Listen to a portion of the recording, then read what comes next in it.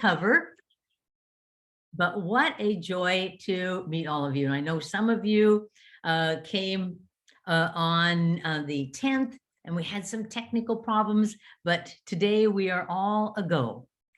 And I wanted to do this, sort of change the topic from originally to this topic because of the importance of so many of your work is with struggling readers and writers. And this practice guide that was put out by the Institute of Educational Sciences is so compelling because of its research base and its very clear expectations, what we should be doing in terms of reading with struggling readers in 4th through 9th grade.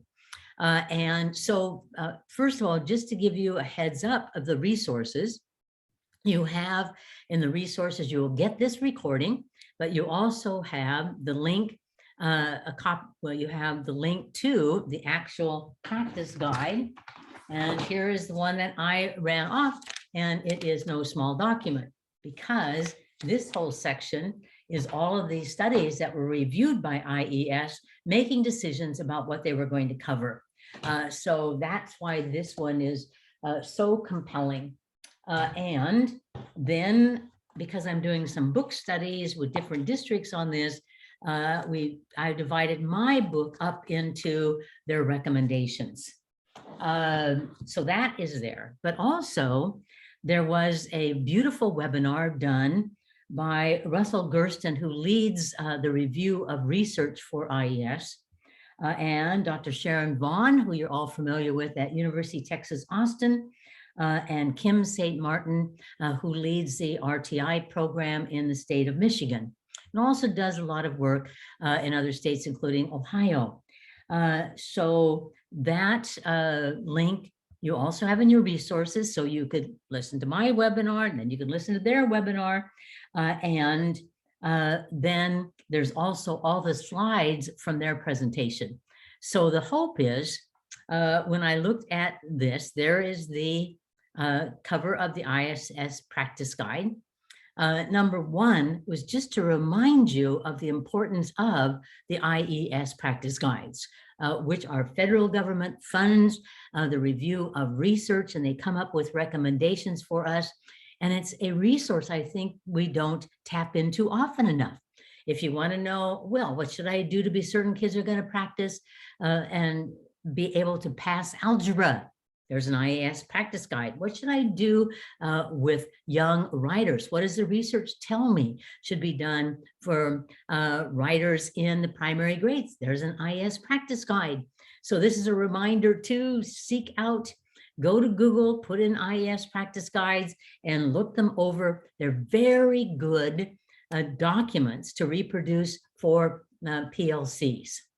But I want to particularly do a little book study with the newest IES practice guide. You know that my career has really been dedicated to interventions that work with struggling readers in 3rd grade and above, whether it's phonics for reading or even longer for rewards and rewards plus. And so this particularly interested me. And I have to tell you, because I'm going to give examples from rewards, because I didn't have to ask the author. I could say, Anita, would you let me do this? And I said, yes, you can. But I will tell you with full disclosure that I am going to use examples from rewards intermediate, rewards secondary, rewards plus, and phonics for reading. Okay, that's just because I am not to sell you that product. I just want to have real examples that we could look at in terms of the materials. Now, the IES Practice Guide is a federal production, and they say right in the front, we are giving no advice on what you should choose, what materials you should utilize. And so, but it's a little bit more difficult when most of the studies that were done, particularly on the 1st and 2nd recommendation, utilized rewards. So I do know that rewards fits nicely in here.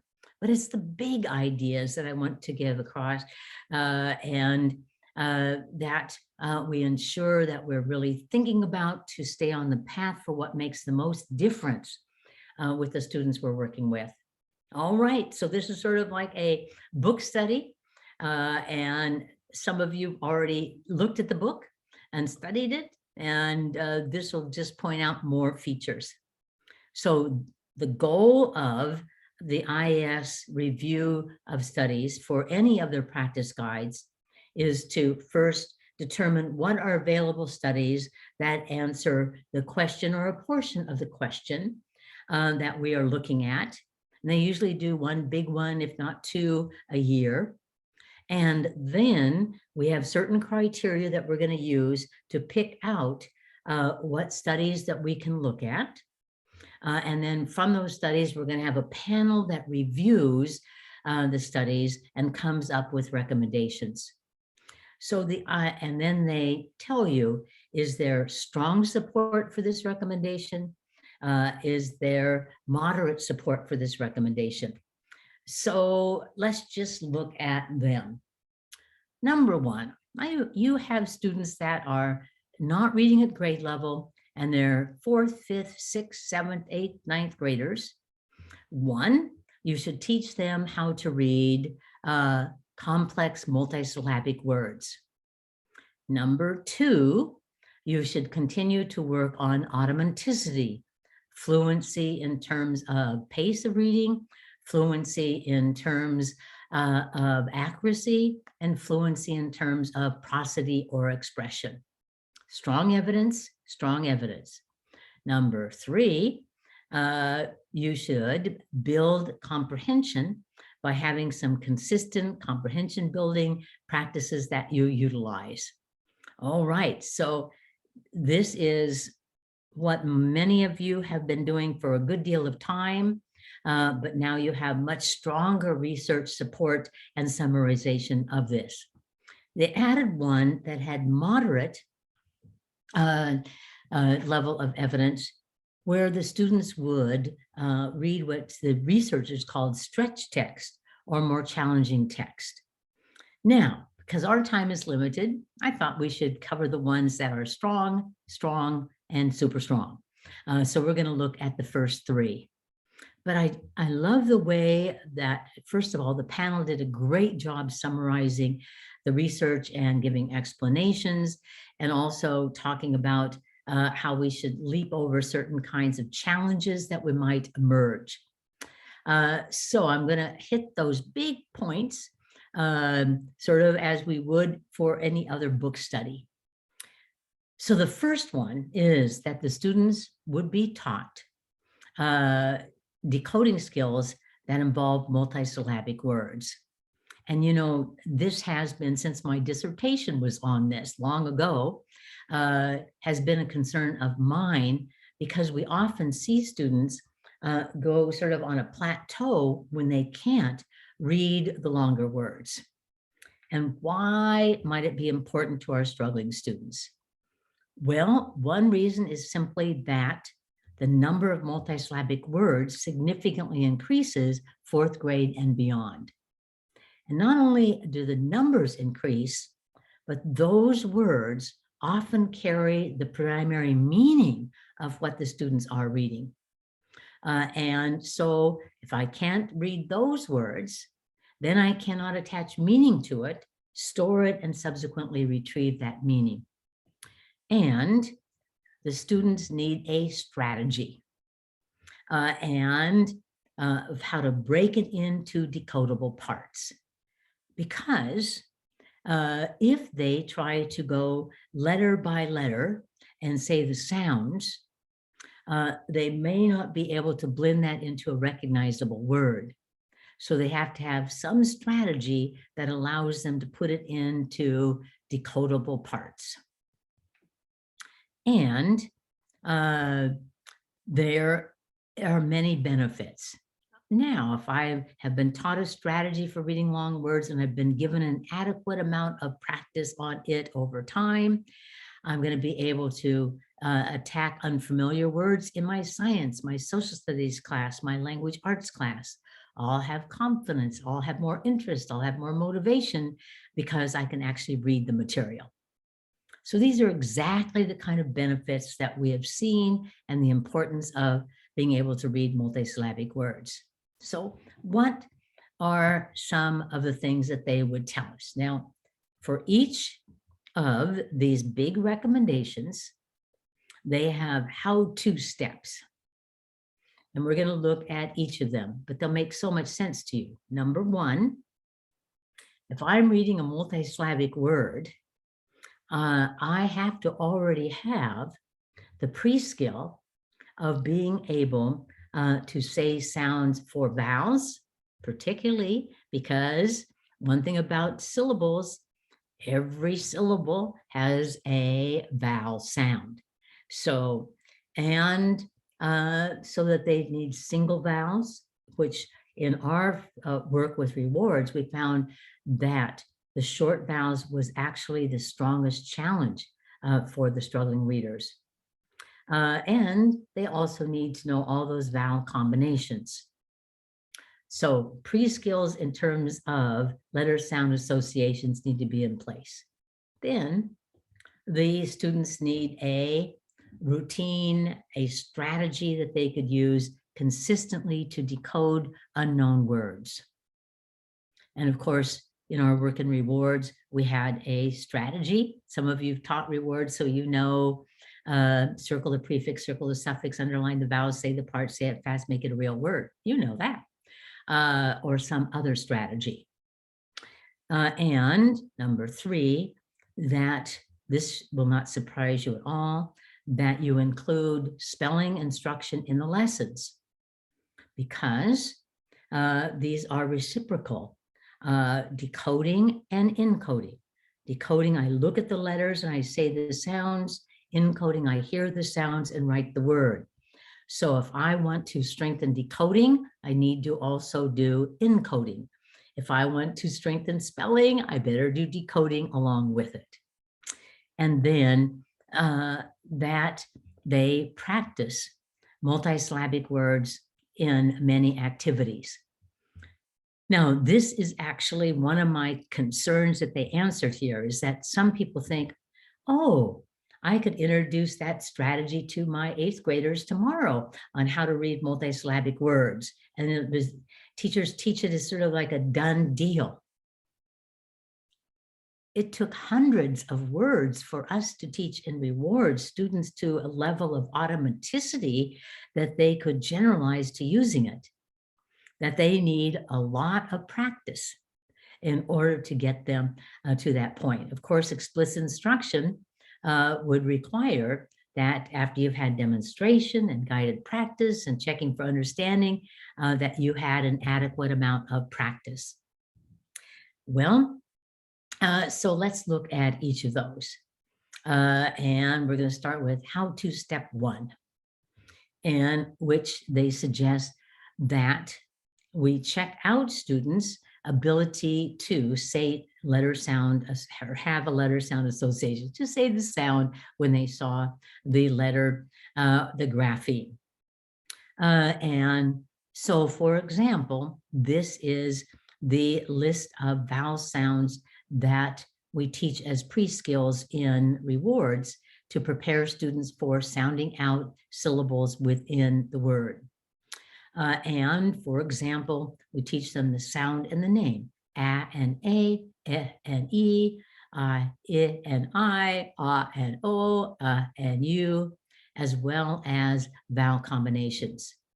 And in some cases, teach them the major and minor sound, e and u and o and ow, so that they'll have that skill. So this is just an example. We introduced the sound. Here we have the letter OA, as in boat. The sound is O, what sound? Now we can't stop there. I mean, if they're struggling readers, that's not going to be enough. They're going to need a great deal of practice with it. Now, in our work with multisyllabic words, we found that there was an additional pre-skill that the students needed, and that was to know the pronunciation of major prefixes and suffixes. And that is not one of the how-to steps in the practice guide, but given the strategy that we taught, the students needed to be able to recognize and pronounce prefixes and suffixes. Just remember that about 80% of all multisyllabic words have one or more affixes. So they need to be able to say as a prefix, this would be and this would be ab and ad and be, and it's not com but come, not con but kun, so that they would need the pronunciation of the affixes. And so I gave you the prefixes that we teach in rewards and the suffixes, but there's also some great resources you'll find in the IES Practice Guide. So we introduce the pronunciation of a prefix, but then we have continuous practice of it because we need automaticity. We don't need students to stop. They need to recognize re, not e, re. They need to recognize it with automaticity. So that's the first recommendation, is be certain that they know the vowels. I'm just suggesting it'll also be useful for them to know affixes. And then teach students a routine that they can use to decode multisyllabic words. Well, that routine in explicit instruction, we usually call a strategy, how to do something, the number of steps in the strategy. And this was very important because they said, choose one routine, because they looked at different studies and oftentimes they had a slightly different wording or slightly different steps in the strategy. So pick one routine and teach that. They recommend you not teach multiple strategies for the same outcome, reading multisyllabic words. And it should have simple steps that break the word into decodable parts so that they can blend those parts into a word. See, that is the challenge with multisyllabic words, is breaking it into decodable parts. And then they suggest that we actually teach it, the strategy, where we have modeling, I do it, guided practice, we do it, and independent practice, you do it, which all of you are familiar with in terms of I do it, we do it, you do it. The thing here is, again, I see this many times, the teacher thinks they can do this in one lesson, teach the strategy. But without a lot of practice, with a lot of different multisyllabic words, having different letter combinations, having different prefixes and suffixes, it may not be at the level that could generalize, which would really empower students. So this is a strategy we use in rewards. And the one that they have two suggested ones in the IES practice guides. And the first one is very comparable to this one, partly because many of the studies utilize rewards, and with the results from those studies made it be one of their recommended things that we teach multisyllabic word reading. So circle the prefixes, circle the suffixes, underline the vowel. Those steps are for breaking it down into decodable parts. Say the parts, reconstruction. Say the whole word, reconstruction, make it a real word. Of course, we don't want the kids going through life every time they come to a long word, having to circle the prefix, circle the suffix, underline the vowel, say the part, say the whole word, make it a real word. So we fade that out to after we've had a lot of practice with it, with these kind of words, then we have them just look for prefix, suffixes, and vowels, say the parts of the word, say the whole word, and make it a real word using your oral language. So it was gratifying that the kind of work that we have done on Mary Gleason and Vicki Vachon and myself have done on teaching multisyllabic words was reinforced with the research that was found in the new IES Practice Guide. And they suggested we embed spelling instruction within it. And we found that dictation for spelling has some of the highest research, where we dictate a word, the students repeat the word, they segment it into oral syllables, instruction.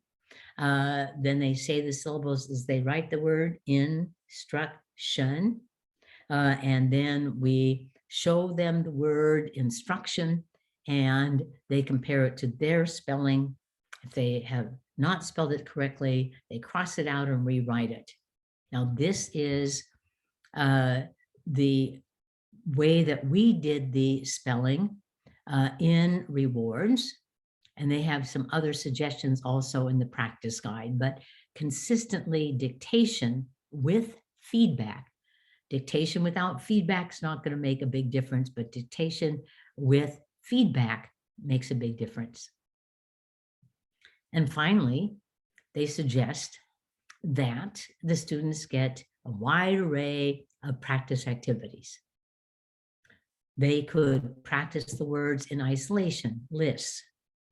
They could practice the words in sentences, which would also give us an opportunity to work on prosody or expression, and that they would also read words with passages.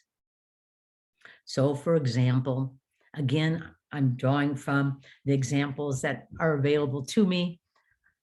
We have practice here where they are underlining the vowels and then reading the parts, teammate, teammate.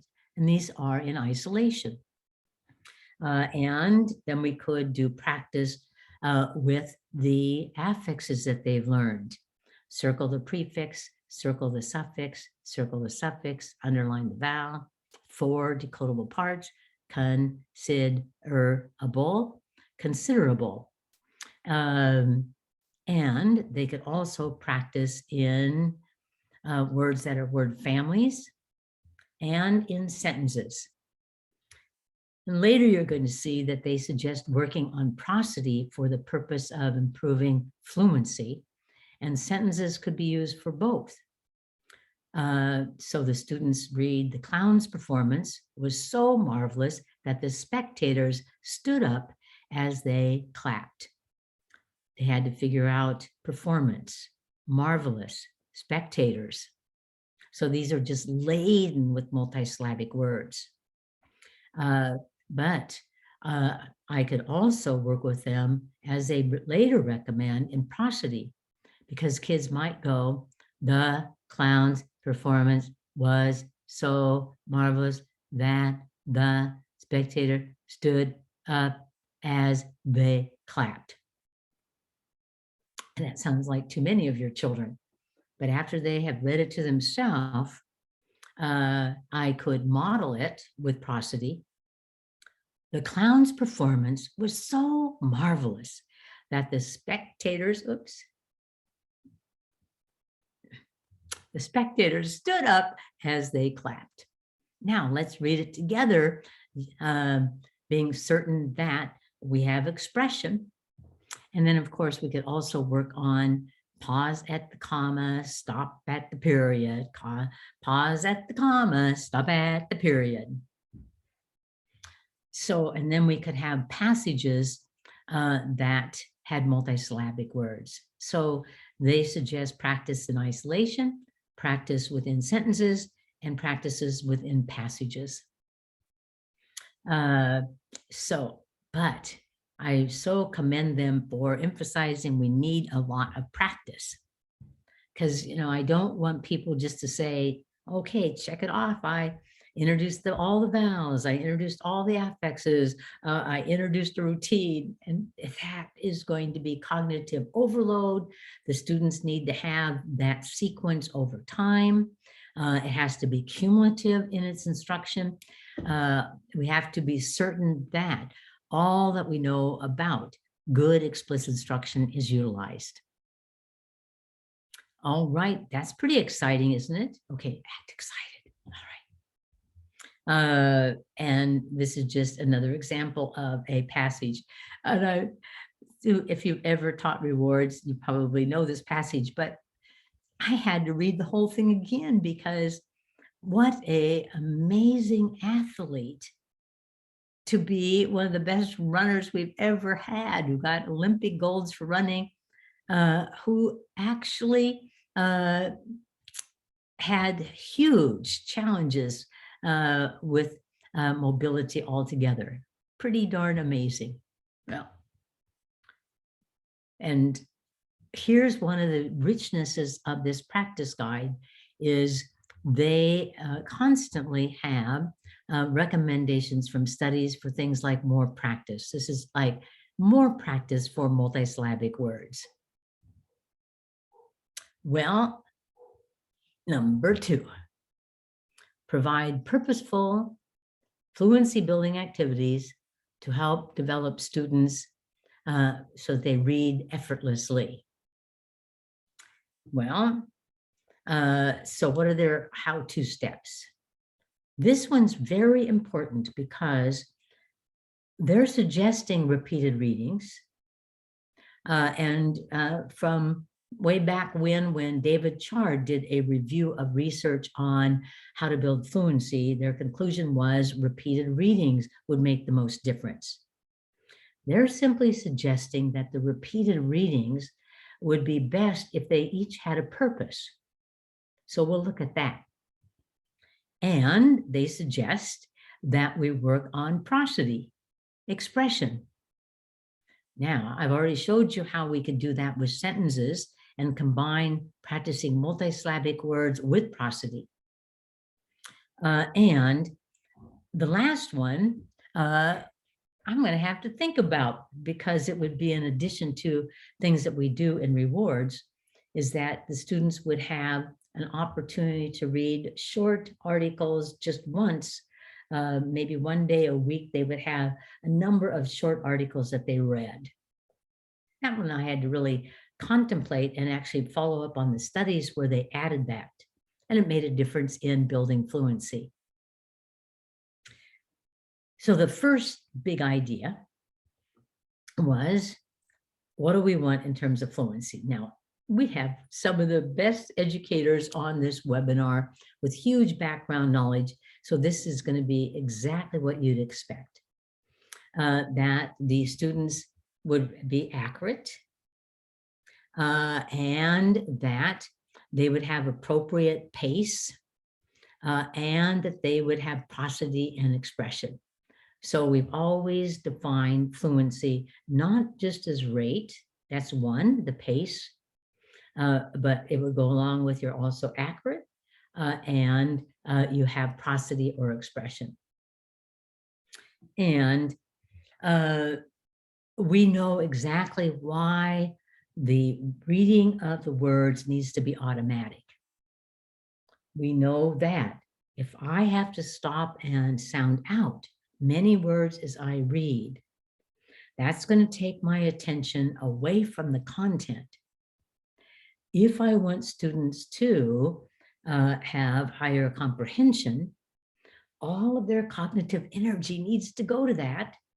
And so I need to be certain they're automatic in the decoding so that their attention and cognitive energy can go to understanding and comprehension. And they suggest 3 activities, which we've already previewed: repeating reading with a purpose. Do you remember the next one? Prosody, where you're reading with the purpose of expression and having reading of a variety of texts, a variety of structures, maybe short articles, even content interest to the kids, newspaper articles, articles from magazines for teens, short information articles of something they're studying in another class. So let's look at each of those. Well, first of all, types of reading. They could read something silently. And if I have fourth graders and their fluency is very low, I might even have them whisper read to themselves. And I added that. That is not what they mention in the IES Practice Guide. Silent reading, though, and then they could read to a partner, or they could do choral reading. So those are the big three: silent reading, partner reading, and choral reading with the teacher that they recommend. So let's look at provide a purpose for each repeated reading. They just felt that it needed to be more purposeful. And so you'd have passages that they're using that they are going to work on for the purpose of fluency, which means that it would include multisyllabic words, maybe that we pre-taught and they've practiced, that the vocabulary, the most critical words may have been pre-taught, and they're going to read it 3 to 4 times, okay? And each time for a different purpose. So what could be the purposes? Well, from their long list, I picked out the ones that I thought would be most appropriate to convey to you. One, they could be working on appropriate pace. Teachers all the time ask me, what would be an appropriate pace? Well, an appropriate pace would match basically your spoken language. Read with appropriate pace. That would be appropriate pace. Read with appropriate pace is not the same as spoken language. And we could read for expression. So we could read for the purpose of prosody. We could read to find answers to questions. And we could read to identify words that you are uncertain about in terms of pronunciation or meaning,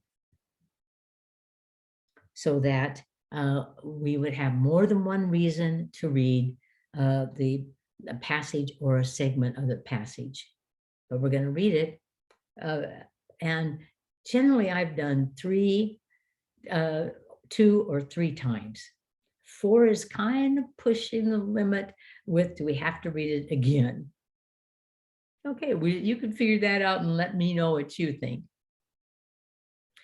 And so I could also have you read and reflect on what you've learned from that passage.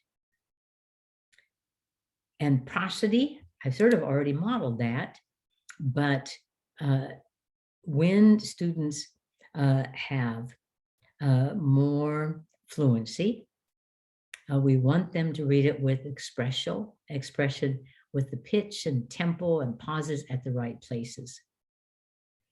And so we do just like what I already discussed, that, forgive me here, that they would be taught to pause at commas, stop at periods, raise their voice or lower it for a question mark, or show emotion when it's an exclamation.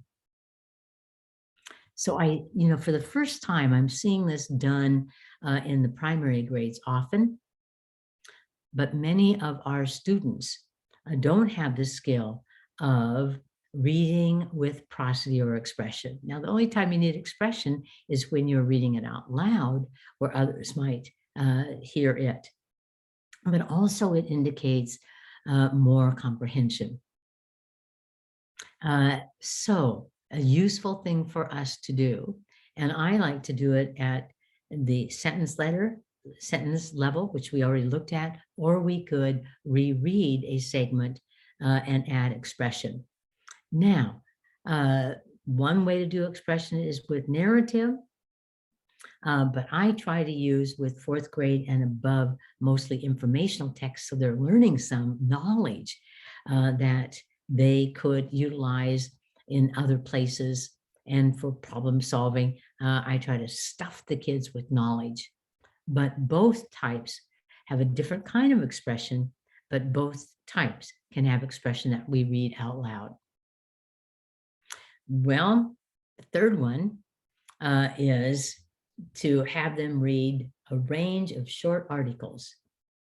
And even if you taught rewards or you taught the upper levels of phonics reading, I think this would be something that could be done on Friday. Every time we do one short article and the kids read these just once. They read it only once, and it is an article so that they have different topics, different sentence structures, and different writing styles. I wish I might have to work on getting a list of sources for this. If you have any great sources, put it in the chat box and we'll send you the list. Okay, so let's see what our time is. We're doing pretty well. So the last one is that the students would have a set of comprehension building practices to help them make sense of the text. And I love the way that they handled this because it's just exactly what you're going to think. When they broke it down, and this one, they really broke down. So if you look at part A and B and C and D, they're not going to surprise you. And that is, it'll help if they have some background knowledge, world knowledge, that they will be able to read the words, word knowledge, and the meaning of those words, and then that they would have questions that were asked of them or that they would generate, and that they might be able to figure out the gist of a passage and monitor their own comprehension. Does this make sense? So one of the things I know about all of you is that you are very facile in terms of background knowledge, in terms of vocabulary, in terms of asking text-dependent questions, by teaching kids how to ask questions, and also getting the gist. So this just puts in a research form things that you've already done that we have incorporated into curriculum materials so that they have world knowledge, background knowledge, and enough to be able to understand the topic and understand the text in those articles that you are reading. And that you might have an article, and just as we would do in Rewards or Rewards Plus, we introduce the topic and give them background knowledge on it. And you could do it by having them read something that's easier, that gives the background knowledge that's necessary, by watching a short video. Some of our reading programs now do that, or a presentation that has illustrations that give you an idea of that topic, but enough background knowledge that you can understand it. And, you know, I just did 2 presentations at conferences on background knowledge because we've kind of ignored that as a part of comprehension. And yet, the more knowledge we have, the better possibility is that we'll comprehend what we are reading. It is one of the best predictors of comprehension is knowledge. Well, raise your hand, even though I can't see all of you, if you have ever taught vocabulary. All of us have. And so if I want you to comprehend I'm going to teach you the meaning of a few words. And here's what they suggest. They call them essential words. I love that term. Oh God, I wish I would have come up with it when we wrote rewards or phonics for reading. Essential words, words that are critical and for the passage, but also generalizable to other passages that they might read. And they suggest that we might teach a few before and see if you haven't already done this in your career. You pick a few words, you give simple definitions, then you might provide an example to go with it, or a non-example and a visual representation. Doesn't that sound like what we've studied in explicit instruction? And then during reading, there might be some words that you didn't cover that you might stop and give them a quick meaning on that additional essential word. What we often call fast mapping, just a little explanation of words. And then afterwards, we might go over the words, we might review the words, we might practice the words. So these two additional steps, we have a passage and we're going to introduce the background knowledge necessary and the vocabulary. And we might also teach them how to figure out the meanings of words. Okay. And so this is a strategy that they suggest. You don't know a word, you underline it. Then you read the sentence and ask yourself, is there any clues in that sentence that will help me? And if that's not enough, you read the surrounding sentences for more clues. And those are the 3 steps. Now, very much related to my favorite strategy because it's easy to remember. Inside, outside. You first look inside the word. Is there any hint there about the meaning? Then you look outside, you read the sentence and ask yourself, is there a hint? And if you don't have enough, then you read outside the surrounding sentences. And then you ask yourself, what might the word mean? And you try the meaning in the sentence. And you ask yourself, does that make sense? This is not a strategy. The big steps we already looked at are the same, but it's easy to remember. Inside, outside, outside more. What does it mean? Try it in the sentence. Does it make sense? Well, it might be helpful to also teach them, along with teaching them a strategy for figuring out the meaning of an unknown word, to teach them the meanings of the prefixes and suffixes, particularly the high frequency prefix and suffixes that they're going to encounter. So this is just my favorite list of words from O'Connor's book, because they're listed by frequency of occurrence, prefixes and their meanings, prefixes and their meanings, suffixes and their meanings. And then the more suffixes, the last one, by giving them world knowledge and word knowledge. We've taught them background knowledge.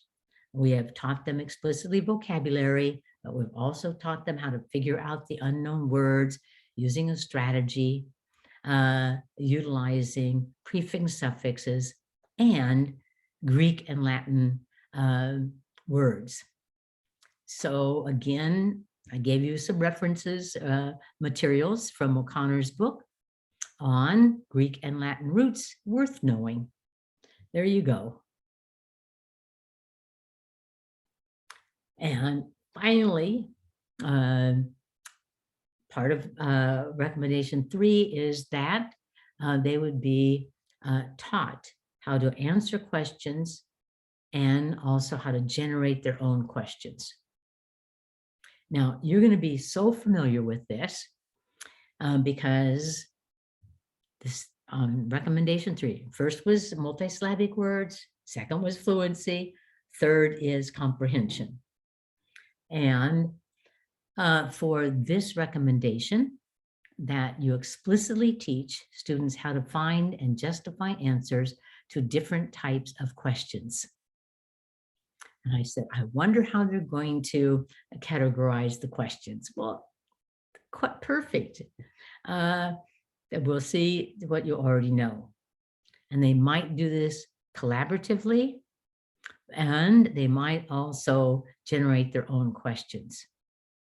But the types, if you think back on your instruction long ago, Raphael work looked at 4 types of questions.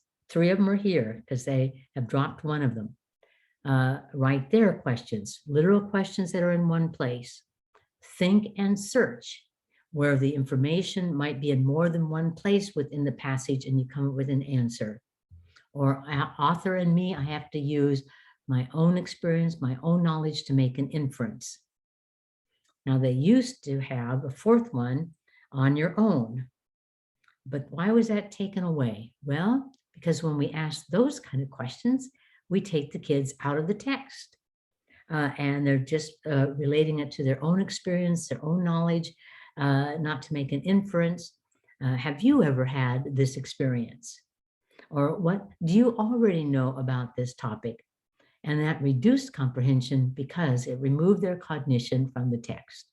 So these 3, and basically they say, teach the students how to respond to each, and then have them, so let's go back here for a minute, to do that collaboratively also, and to be able to do it on your own and collaboratively. Well, the last one was, can the students get the gist? Now, this goes directly to the work of Sharon Vaughn. And Sharon Vaughn's research is very clear that you could improve kids' comprehension by teaching them a strategy for getting the gist. So here's 2. You've seen these before. The first one was done by Fuchs and Mathis. Paragraph shrinking. Read the paragraph, then stop, name the who or what, tell the most important thing about the who or what, and then put it in a sentence. And this research was done primarily on intermediate students. And then Sharon Vaughn utilized it within the collaborative strategic reading project that she did, but was used with older students. Name the who or what the passage is about in a brief phrase. Identify 2 or 3 important details, and then put it together and shrink it by stating or writing the main idea in 10 to 15 words. 2 parallel strategies, one researched with younger students and one researched with older students. Well, this just sort of wraps it up, how we could put some of this together. So I was reading with students an article on Kenya. It was actually a group that I taught for a number of days on a trip to Australia, where the students were studying the British Empire. And part of that study was 3 days on Kenya. Luckily, I had been to Kenya, and that delighted my heart to revisit it. And so I gave them some background knowledge about Kenya, and very brief, really. I told them that, we had been a part of the British Empire, the year that we became British colonies, and then when we had independence. And Kenya, much later, became a British colony, and quite recently became independent, just so they had a little comparison there.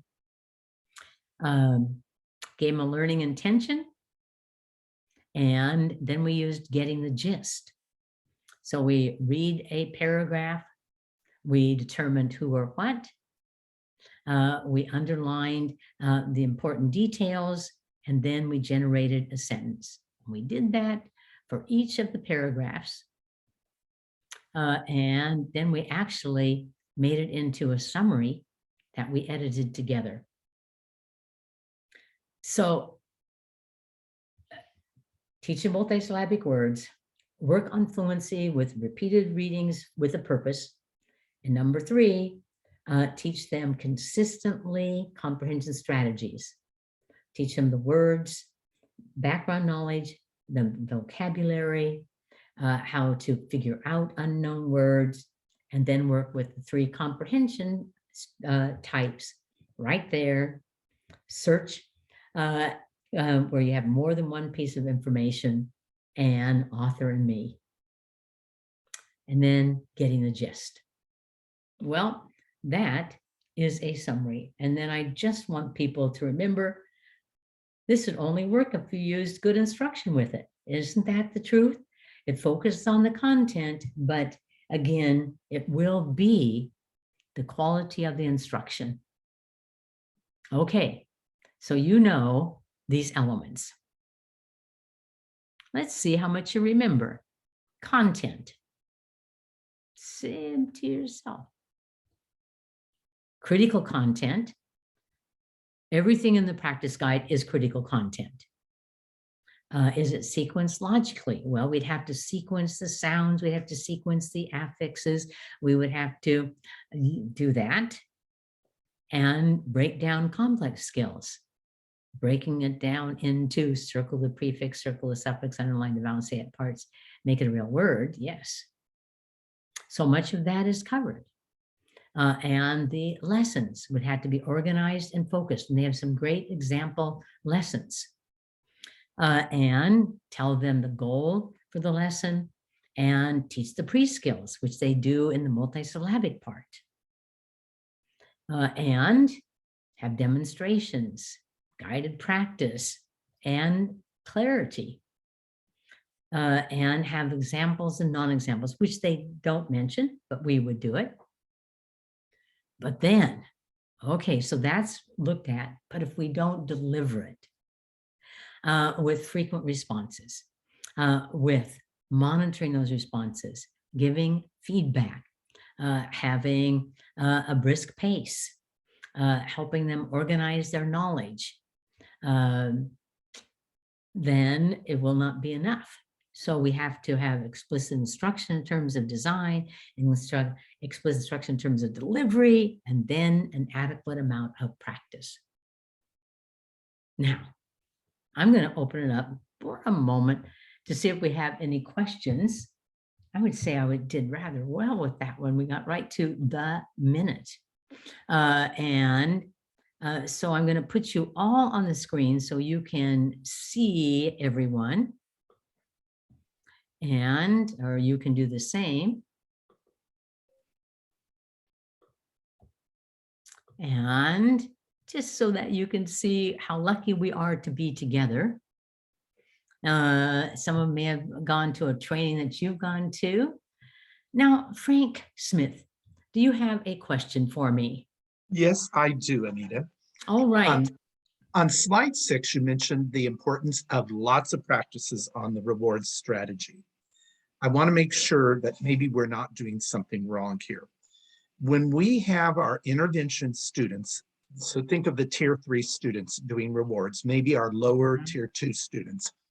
A lot of times we'll have our tier 1 and tier 2 in social studies do a truncated version of rewards with their social studies teachers, a short version over a 3 or 4 day period, just a little quick training in it so that we can get the social studies, maybe the science teachers, to use that strategy with all of their students on occasion, so we can get our intervention and our other students using that for multisyllabic students. But it does violate that idea of getting lots and lots of practices for those higher students. Do you think we're doing, do you think that's okay in that case? Absolutely. Okay, so here's what you're doing.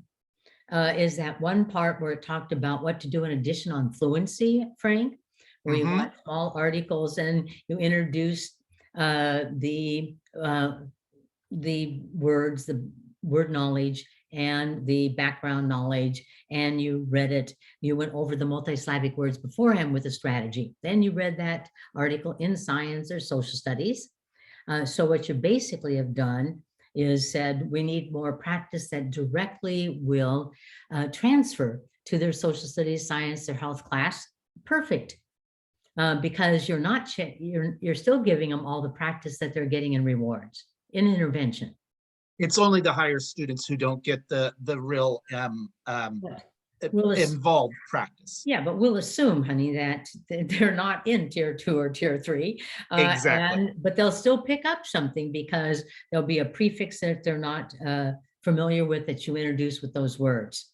Nope, and it's a great model for teachers, because if they're in middle school, it would be helpful if the teacher would introduce background knowledge, how to pronounce the most difficult words, what is the meaning of those words before we read the passage, and even teaching the right there, the search and the author and me type questions. So Frank, you knew that I'd say good job, Frank, because you're very thoughtful. Well, thank you. Anybody else have a hand up of the question?